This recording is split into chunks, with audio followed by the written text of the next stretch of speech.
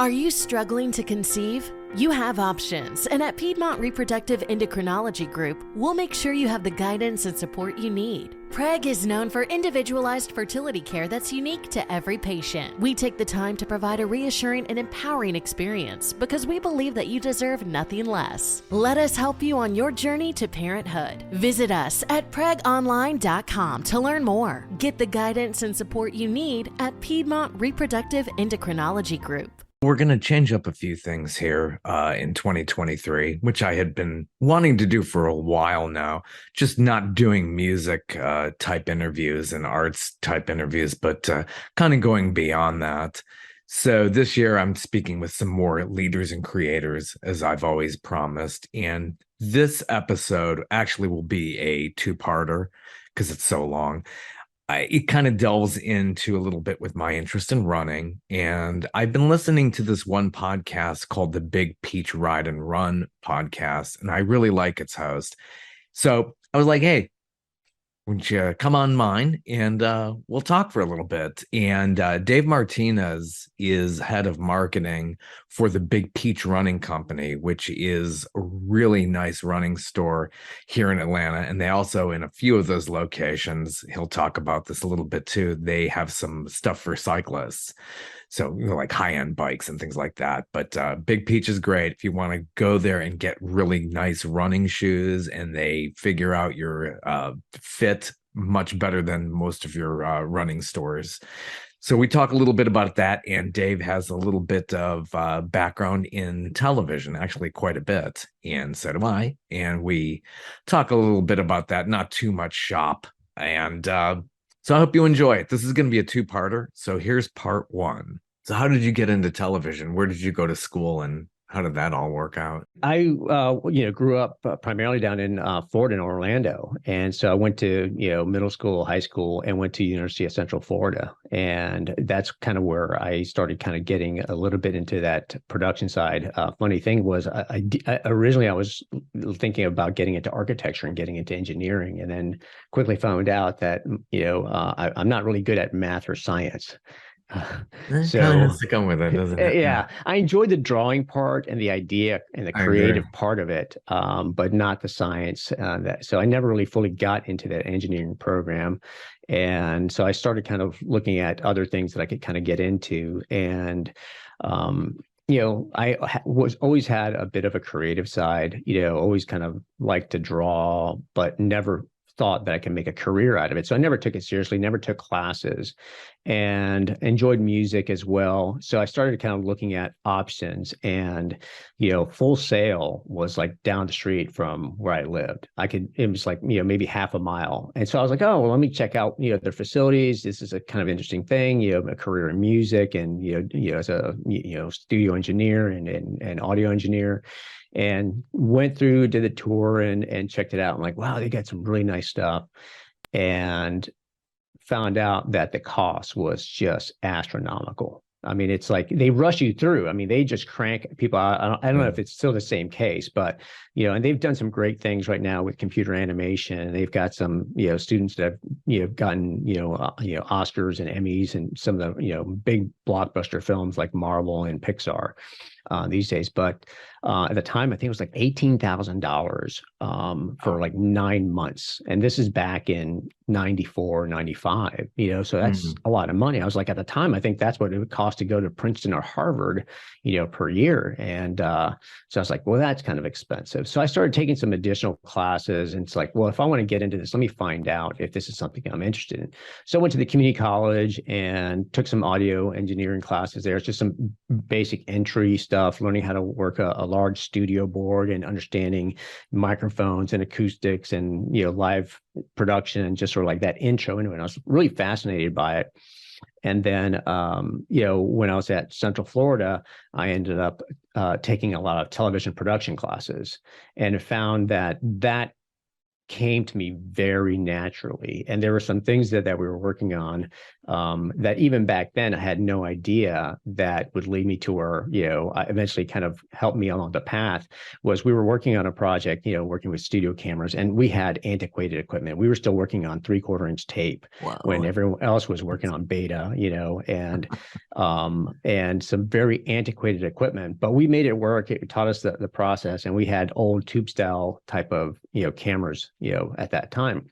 And so we had to do, I think during that production course, we had to learn, kind of television graphics, and kind of do it old school. So it was like poster board or whatever. And so I created, this poster board, to put in front of a camera. And it was dark. It was like, I think back then it was the Batman animated series, that was, going on. And so I was a fan of that. And so I created this, still graphic, obviously, made a poster board, and it was just cut out a shape with, ink, just regular pen for the shading and anything like that. But it was a black poster board with like dark blue for, Batman, the silhouette, and maybe like a yellow beam for the spotlight. And then just, I think, white text or something as like a promo, like a still graphic to promote, an end slate for a graphic. And the instructor saw that. He goes, I don't know how well that's going to look on camera. He goes, that's all really kind of dark. And he put it on camera, and it looked fantastic. It really, everything popped out. And so I didn't think much of it. And, I learned the what I could learn at school there, and then got an internship at the local NBC station. And luckily, it was a paid internship. You don't see a whole lot of those in television. So it was a paid internship. So it was like a part-time job. And that's where my education, in television production really took advantage of that, learning everything I possibly could. Obviously starting at the basics, learning how to floor direct on, newscast, they had robotic cameras. So learn robotic cameras, learn audio, learn back then was, their computer graphics, and what we in the industry refer to as Chiron, yes. And it was the old, we had floppy disk. We had the big old, 5-inch floppy disk to load fonts or to save graphics. That's how old the equipment was. And then later, several years later, I think we ended up getting upgraded to the Infinite, Chiron, and that just brought things up to a higher level of graphics and what you could do with it. And but learned all that, and then downtime, I started learning how to edit, on tape, and going linear to linear, tapes, and we had D2 machines, so first kind of digital tape, and and that's where we ended up getting a video cube. So I started learning how to do that. And, this is kind of like on downtime or coming on the weekends, learn how to pick up a, beta cam and start shooting, went out with a lot of photographers, assigned myself projects. So very, I took that opportunity to just absorb as much as I could, learn from a lot of people there. And eventually, that led to a full-time job and, at that station. And so kept continuing to learn more and more and more. And then it was one of those things where kind of a side project, I started learning, Photoshop and Illustrator on the side at home. A couple of us, this is kind of when the .com and everyone was getting into websites. Right. And so we're like, we're going to be website designers, So we had a couple of friends of ours. So I started learning how to code and learn HTML. And so we started doing that. And it ended up that our TV station was looking to have their own website. So position became open in the art department for someone to be the web designer. And so I applied for it and got it. So that made me cross over from the production side into the art side. So, yeah. And it then turned out that because of, I think, a recent acquisition with, Hearst TV or whatever, the Hearst Group, they're a bigger, operation. So they ended up basically saying, well, the website, that's all going to be done kind of on a corporate level. We've got a company that's going to handle and do it across the entire entity of all of our station groups. So at that point, I started like, okay, well, I'm in the art department, so I got to learn how to do graphics for TV. So I started learning that, and we had the Liberty Paint system from Chiron. Started learning that, and then started learning, motion graphics. We had, a small little, Mac there that had, After Effects on it. Like, I think it was like After Effects like 3 or something like that. I mean, very, very early on, and started learning how to do that, and did that for about a year or two, and really kind of honed my skills. And then we had, I got actually poached by a competitor, a station, a local station, down the street, who was looking for a senior designer. And they basically said, reached out to me. I was kind of recommended by my previous boss, my previous art director, who had moved, on. So I started working there, and they had a really nice setup. So I started doing a lot more creative stuff, working more with After Effects, but then also started learning 3D Studio Max. And they also had Lightwave at the time. So these are all 3D type of animation and modeling type of programs. And I ended up taking classes, I think, again, at the community college to learn more about 3D Studio Max, and then sort of started combining that with After Effects to, create things, and started really kind of expanding what I could do on a desktop computer and being very creative. And I was there for a little bit over a year when a position once again opened up in here in Atlanta, where they were looking for an art director. And once again, my previous boss, who had recommended me for that one job, said, hey, here's a guy who's, really talented, and I think he's, ready to make that move. So I ended up applying and moving up to Atlanta, and got the job as an art director. So I was, did that position for a little over 8 years. It was, the way TV works, as far as, especially if you're management or even talent, it's on, typically it's 4-year contracts.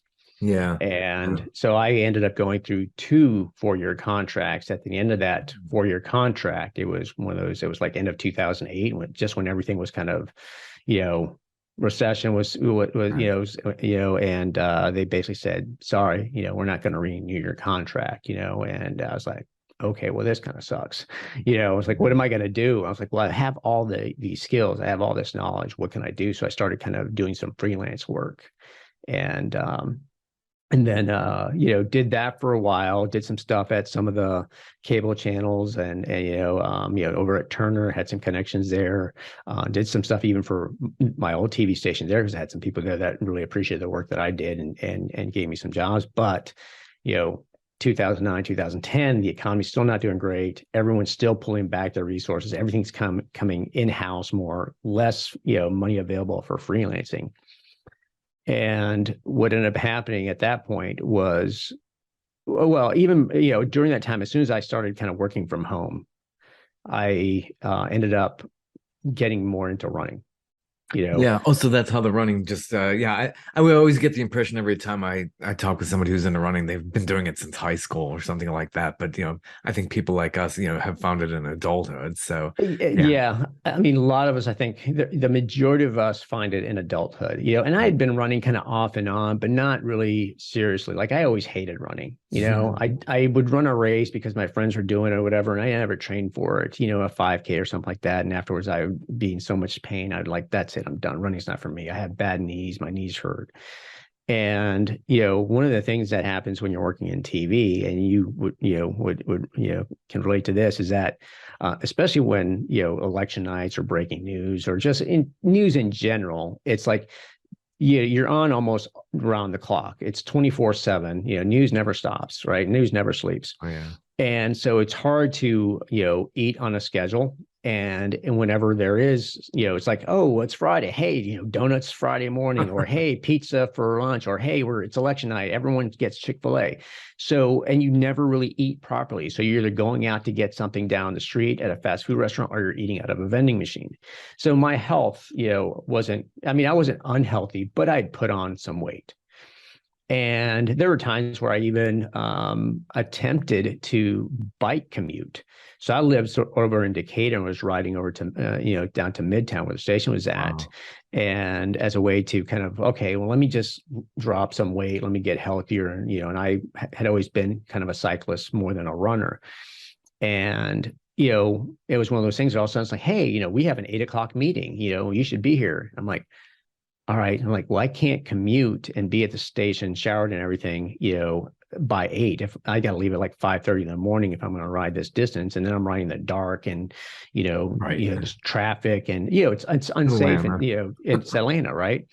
And then it's like, oh, we have a post meeting after our 7 o'clock newscast. So I'm there from 8 to almost 8 o'clock at night. It's a 12-hour day. And like, I'm not riding in the dark either. So that threw that out of the window. And so when you're working, 50, 60 hours a week, there's no time really to exercise.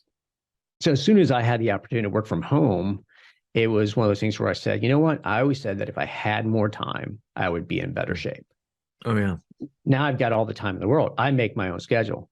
So I started, when everyone else was at work, I would go out to run. I wouldn't get up early, like 6 a.m. Like, why would I? I have no place to be. So I'd get up and run, like, when everyone's like, in at 9, 10 o'clock in the morning, I'm like, that's when I was going out and getting my run, And so I started slowly, just doing it on a little bit more consistent basis. But I knew I needed, a good pair of shoes, because what I was running at the time, I had bought somewhere, cheap or whatever. And I'd been into, Big Peach Running Company before, but like I said, off and on, I wasn't really serious. I'd given it up. And so I actually went to the Big Peach store in Decatur. And, they were really great. The service was phenomenal. I still remember what shoe I picked out. It was like the Saucony Ride, version 5, and it was that and another shoe potentially, but that's the one I went with. And, they were like, hey, we've got a group run tonight. If you want to come out and join us for a group run. I was like, all right, And so I came back later that evening, and it turns out that it was right around the same time period, like in February. And it was, a Mardi Gras themed run. So they had king cake and they had beer afterwards. And I was like, I could get into this. I was like, you go out for a run and you have like, a beer afterwards or some cake or something like that, sort of kind of as a reward. I'm like, I could get into this. And so they had regular runs where they had, beer or, other things, or they brought in vendors you can try on shoes. And so I started going on a regular basis. I started going twice a week plus, so that was Tuesday and Thursday nights.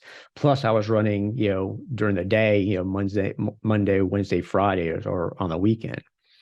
So I started to get that consistency in running that I never had before. And all of a sudden, a light bulb kind of went off. And it was like, I'm like, I thought I had bad knees. Yeah. My knees always hurt. They're not hurting anymore. They hurt it at the beginning, but they don't hurt now. Yeah. And it was later that year where, I signed up to do a training program with the Atlanta Track Club for the Peachtree Road Race. And I'd done the Peachtree before, but same thing. Afterwards, I'm like, that's it. I'm done. I'm not a runner. My knees hurt. And, was going out every week. Every Saturday morning, they had a group run from that Decatur store. And so I would go out and run, and, I was feeling great. And by the next time, when I did the Peachtree that year, I had taken, I think, 10, 15 minutes off my previous Peachtree time. And I was like, wow, this is amazing. And I feel great. I'm not hurting afterwards. I had an awesome time. Yeah. And so after that is where I said, okay, the key is consistency. So how do I keep myself going? How do I keep myself accountable? And I was like, I need another race. So I signed up for a half marathon, I think in October, and did that. And I was like, and then ended up taking, I think that was the first time I ran under 2 hours for a half marathon.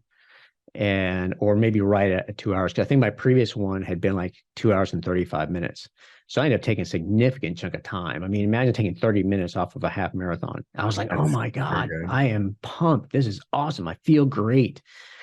And so then it was like, okay, I need another half marathon. So I signed up. And back then that marathon was the ING marathon in March, which has since become the Publix marathon. Right.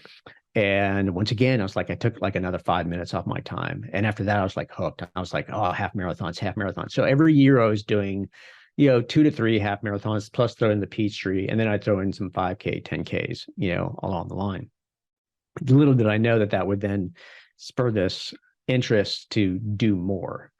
And it was actually, I think it may have been at that expo at ING. If it wasn't that one, it was the following year. But I remember going to the expo, walking, and this is back when the expos were huge, where you had brands with big booths, and it was just, you had so much stuff. I mean, it was like the whole convention center was filled. And walked in and saw this little 10 by 10 booth with a little tent there, and it said Atlanta Triathlon Club. For the ones who get it done, the most important part is the one you need now, and the best partner is the one who can deliver. That's why millions of maintenance and repair pros trust Grainger, because we have professional grade supplies for every industry, even hard to find products, and we have same day pickup and next day delivery on most orders. But most importantly, we have an unwavering commitment to help keep you up and running. Call, click Grainger.com, or just stop by. Grainger, for the ones who get it done. Shop the Plato's Closet Black Friday event in North Charleston and West Ashley and let the deals begin. You know Plato's Closet always has a huge selection of trendy recycled styles at amazing prices, but Black Friday deals are different. They're better. We've been holding back some of our best inventory, and you won't want to miss our Black Friday event. Save on gently used styles from Patagonia, Lululemon, Lilly Pulitzer, and hundreds of popular brands. Plato's Closet is ready to let the Black Friday deals begin. Plato's Closet, located in West Ashley on Sam Rittenberg Boulevard and North Charleston on Rivers Avenue. And living in Florida, there's triathletes everywhere. And it's something that had crossed my mind. Yeah. But the swim part scared the hell out of me because I'd heard stories. I'm not a good swimmer. I mean, I could not drown, I guess, in the sense that, I knew how to tread water, right? Yeah. But I didn't know how to swim properly. I didn't know the proper technique and have that skill. I just knew how not to drown, and tread water. And I'd heard stories of, of these races with the mass starts where you get kicked and get pushed under. And I was like, that's not me. I don't want to do that. So that always prevented me from really diving into triathlon, especially when I lived in Florida. So here I see a group, and I see these two women, and and I started talking to them about the program and what do they do, and and their training and all that, and found out that they had done, I think a couple of them had done several Ironman distances. And what I saw is they were not what you would consider your typical Ironman finisher. Yeah. Not physically. Physically, they were not the skinny, right, 5% body fat. Expect. Yeah. I mean, these were heavy women. I mean, and they were able to accomplish something that I thought I could never do. And combined with seeing them as a kind of an example of what could be done, that it wasn't physically based on the way you looked. And my kind of newfound,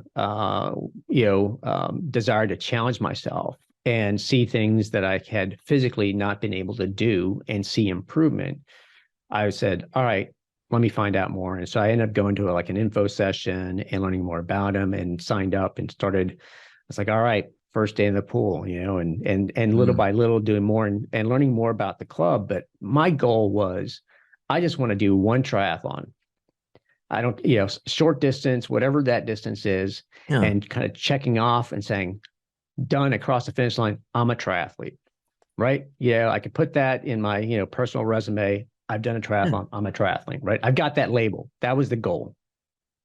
And of course, you're around all these individuals that, afterwards you find out that they're trained for this Ironman Wisconsin or Ironman Florida. And you're like, what? Ironman? I was like, I don't know what that is. And it was still a bit intimidating because of the distance and what they were training for. And I'm like, I could never do that. There's no way I could do that, And so I did that first one and completed it. And I'm like, okay, great. I survived. Funny thing is that when I finished, I'm like, I think I want to do another one. I was like, I feel okay. I'm like, I got the training. It was hard, but could I do, another, triathlon? And I think I ended up doing maybe one more, but I kept training with the group because I figured it was a good way of kind of staying consistent. Once again, keeping up with swimming. I won't say I really enjoyed swimming until much later, but I figured it was a necessity, to continue to do triathlons, is to improve my swimming. And it was over that winter, I think, where I was like, I really want to focus and do more. Can I take the next step and do a half Ironman?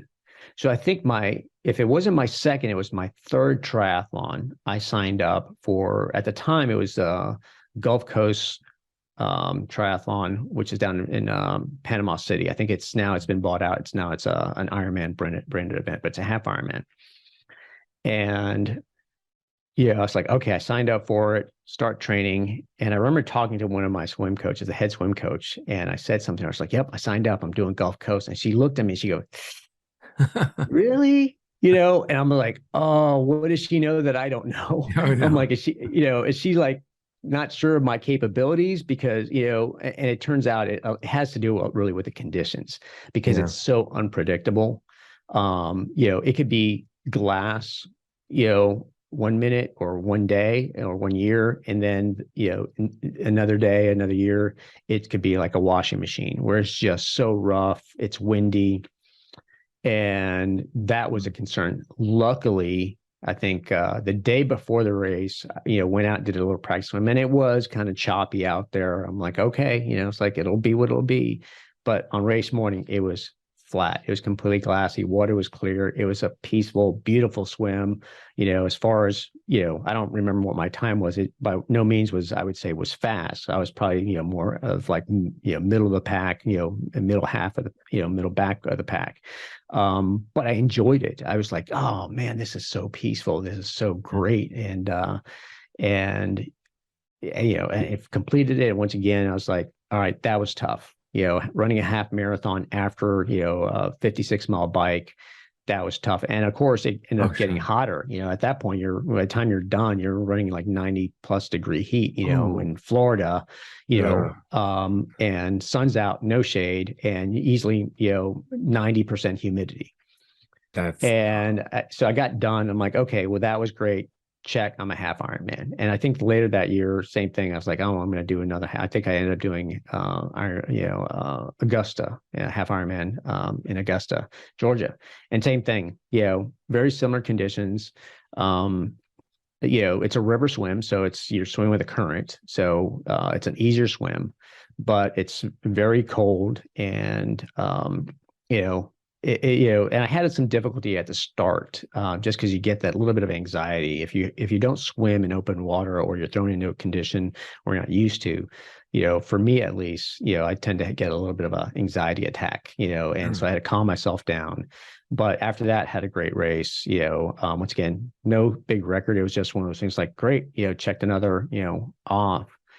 And I think it was like that third year where I decided I'm finally up to doing an Ironman, and didn't even tell anyone. I think there was maybe one or two people. It was like in September, and I think I started kind of letting the cat out of bag in like August. But I've been training for it all year, because I was like, what if I can't do it? What if I can't make it? I don't want to disappoint anyone, or and be maybe even judged by it.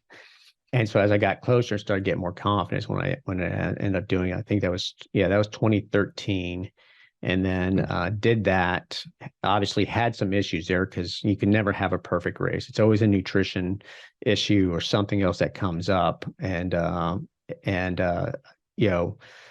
And I was like, all right, I'm like, the following year was 2014. And they were talking, there was rumors about it already. It's like there was going to be Ironman Chattanooga.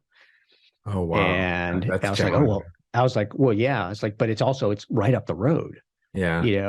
Because part of it, I think the biggest, barrier really to triathlon in general is the expense for the equipment. And it could be as expensive or inexpensive as you want. If you want the latest, greatest, high-tech bike, you're going to spend several $1,000s on a bike, but you don't need to have one. But then you have the entry fee, which is easily several $100s. We're talking close to $1,000 per entry at this point, I think. So that could be a barrier for anyone wanting to do that type of race. And then you throw in the travel and the hotel on top of it. Sure. And let's say, traveling with a bike, that just adds cost upon cost. So for me, I'm like, I could drive up the road to Chattanooga And that saves me airfare, saves me in shipping a bike. So I'm saving some money there. So I was like, I've got to do it, And so I ended up doing it. The whole club was out there. We had I don't know, we had close to, I think over 70, maybe 100 people within the club that were doing it. And we had people join in on the club just because it was so, it was Chattanooga as well. And so did it. And once again, wasn't the greatest of races. I had still some nutrition issues, but I did it and I had a fantastic time. And it was one of those things afterwards. I was like, okay, well, do I want to do another? Do I want to do another Ironman? Is this what I want to do? Is can keep pursuing Ironmans? And everyone always talks about, much like if you're a runner, you talk about, a BQ, a Boston qualification. Right. In triathlon, it's a KQ, it's a Kona qualification. It's to qualify for the World Championships at Kona. And, during that time when I was training for Ironman, I was like, maybe it's possible, I wonder if I could, train. And so after doing 2 of them, and based on my age group at the time, because I was right in that, 40 to 45 age group. And I think that's a very competitive. I mean, it's one of the largest groups. I think within 40 to 50 is one of the largest, groups. When you look at that, it just ramps up. When you look at age group, it's like, that's the peak. That's where all the talent is. And that's where the largest amount of, at least age groupers, that's where they're all at. And looking at the times and the qualifications, of course, it started getting faster and faster and faster. And I think in order to even be considered to qualify in that age group, you had to finish like somewhere around the 10 hour 15, minute, time period. So my times were in the 12 and a half hour. So I would easily have to take over 2 hours off of my total triathlon time. I'm like, well, where do I take that? Where can I'm like, how much faster can I get on a swim? I was like, well, maybe I could take 5 minutes, here, if I really focus, maybe 10 minutes. That's a lot of work. And that's for a short amount of time. That's not where you're going to really make up that time. It's got to be on the bike and the run. And I'm like, well, that means I'd have to at least, depending on how you want to figure it out, it's like I have to take off at least, almost an hour off the bike and almost an hour off the run. I'm like, there's no way I can do that, in my mind. Yeah. Yes, physically you can. If you really put the effort into it, you can. But one of the things that I have kind of realized back then is that in order for me to put that amount of work, it does become work. Oh, it is. And at a certain point, when does that no longer become fun? If you're pursuing a time, if you're pursuing and chasing that goal, and I'm not saying you shouldn't, if that's something you want to do, and this is every individual has to kind of make that decision. But for me, by the time I get to the start of the race and I put in that amount of work, am I really going to enjoy it? Or am I already going to hate, what I at one point found fun? And because the amount of training, the amount of work that goes into it. And it's one of the same reasons why I stopped chasing a Boston qualification was because I had to take like 30 minutes off of my time, and I just like, no, I'm still going to run. I'm still going to bike. I'm still going to do all these things, but I'm not going to chase that because I don't want my focus to be on one particular sport and chasing a time goal and then lose the fun aspect of it. Because when you lose, at least for me, if I lose the fun part of it, then why am I doing it? Yeah. And then I give it up altogether. It's true. So I decided sort of kind of, I guess, officially or unofficially to retire from triathlon. I'm sure at one point down the road, I may jump in on another triathlon. And even then I've kind of toyed with the idea of like, maybe I should do one 10 years later, the last one I did was 2014, maybe 2024, I go back in and see, just compare and have I gotten better? Have I gotten slower? Did I do the same thing as a way of maybe measuring fitness over 10 years? It's an idea that I've floated, but I haven't committed to anything. But I wanted to use kind of what I'd learn, and because I think there's more things that you can do, and my focus started to change a little bit. I started thinking about, I've always had an interest in trail running and running off-road. Yeah. Yeah. I know a And lot I've of people done, getting into that. Yeah. yeah, and even during that time period, I was still every once in a while would go and do like anywhere from a 3 to 6 mile trail run, because I did find that it worked different parts of the body that running on a level asphalt, surface doesn't work. And I remember right after I did Ironman Chattanooga, I think it was like a month later, I went and did a 6 mile trail run. And here I am. I just did over 140 miles. I am in the best shape of my life. I've already recovered. Let me go out. Let me do, 6 miles. I mean, heck, I just did a marathon after 100, plus mile bike ride. I can do this, right? Of course, I could do it. And I went out and did it, enjoyed it. The next day, I am feeling all sorts of soreness in the lower legs that I'd never felt in any of my marathon training. Why? Because I'm running on uneven surfaces. Right. I've got tendons and things around the ankles, and and I was like, I'm like, this is different. This truly tells me that, running on a level surface, on a straight, kind of straight without any turns or anything, does leave you kind of open to some deficiencies and some imbalances in your body. So at that point, I was like, I think I'm going to jump up, and I've done some trail races. I'm like, I think I'm going to go up and do a 50K. I'm like, Nice. Yeah. What's a 50K? I just, that you're talking about almost 32 miles. I just did over 140 miles, over 12 hours. So I signed up to do one up in Blue Ridge, and it was one of those where I was a little bit overconfident. Because someone asked us, like, well, what do you think your time will be? I'm like, well, it's 32 miles. It's about 6 more miles than a marathon. My last marathon was, right at 4 hours. So with the elevation, let's say 6 hours, I mean, it seems reasonable when you kind of put it that, right? Give me some time to maybe right? Man, it is a different beast altogether. That was, I think that race, ended up being just over 8 hours. A little hillier than you thought, so that's for sure a grade. lot. Yes, for a lot hillier. And those 6 miles, especially, I would say the last 6 miles, the last 10K is where you really kind of suffer, because that's where the legs start really cramping. You start kind of wondering, did I take enough, salt tablets? How much am I sweating? And oddly enough, that first one was in November. So it was actually cool weather. So I think that also led me to believe that maybe I didn't need enough salt. Maybe I wasn't sweating it, enough, and I didn't take in enough. So, so it was one of those things where I was like, it was very humbling to come in and kind of not meet the expectation that I sort of kind of had, but it was also a very eye-opening experience and gave me a lot of respect, I think, for that distance. And I think the same thing happened when I did my first marathon. And after that, I started doing more 50Ks than anything else and doing more trail running. And I think the following year, I think I ended up doing like 3 or 4. I think I did 3 50Ks in like a 4-week time period. Ooh. Yeah. That hurts. Yeah.